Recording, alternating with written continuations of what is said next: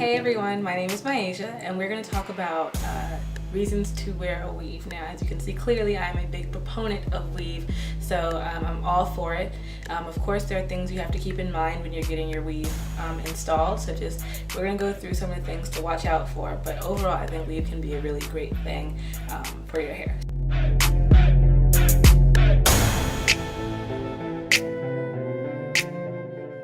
So the number one reason is that weave is very low maintenance.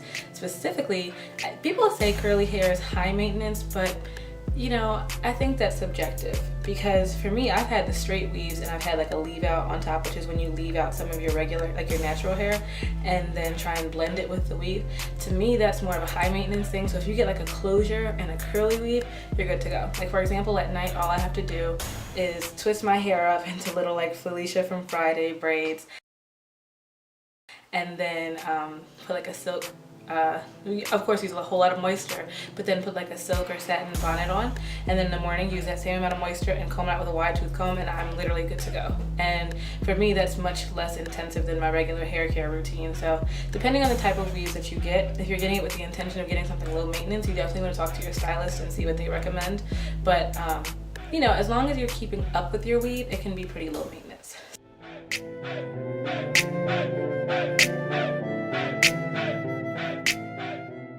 So talking about keeping up, we're going to talk about the protective stylings of a weave. So one thing that I really like about weaves is that with my hair, I have very sensitive hair, so especially sensitive to heat and just like over manipulation.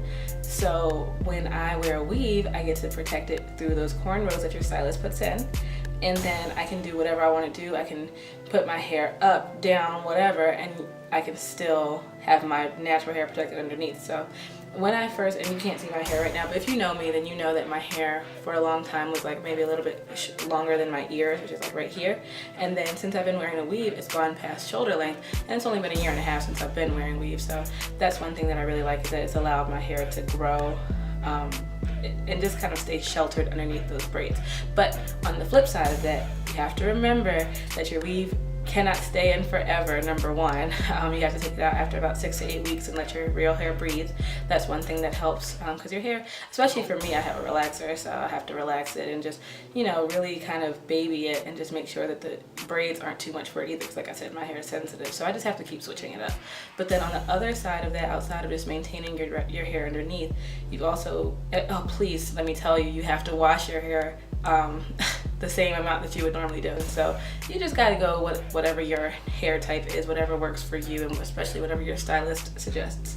Now on top of that, you have to also take care of the weave as well. So this is real human hair. It's not, I mean, unless you're getting like beauty supply store hair, that's not, if it doesn't say human hair, then it's not human hair. But if it is human hair, especially like this virgin hair, that's not, you know, this, you have to be really careful. So what I mean by that is you've got to wash it, condition it, moisturize it, do something with it at night. You know, a lot of people assume that when they get a weave in, they don't have to do those things and they can just kind of go for broke, go for what they know.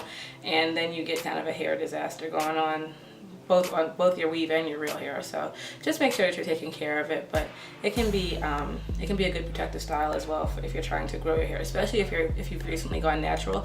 Even if you've done like the big chop, that will help you to still be more confident with your hair, with your hairstyles, I should say, while your natural hair is growing underneath.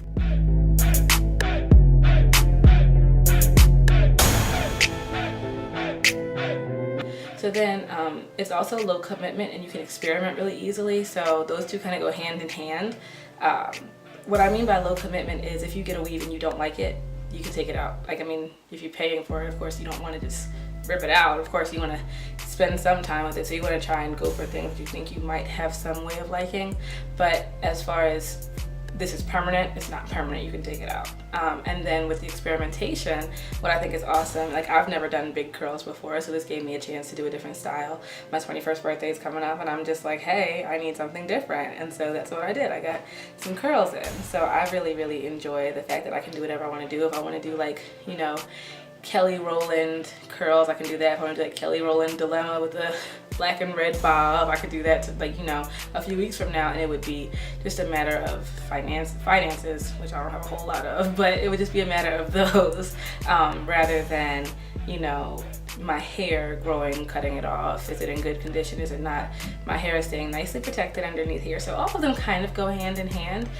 If you are mature and you are willing to take care of your hair and your weave, then it can be a really great alternative to just wearing your natural hair. So if you have any questions about whether or not you should get a weave, please feel free to email me. And if you like what you saw, please go ahead and watch my other videos. Subscribe to my channel, like the video, just let me know how you're feeling. Of course, you can comment below and just, you know, any questions or ideas, let me know. So have a great day.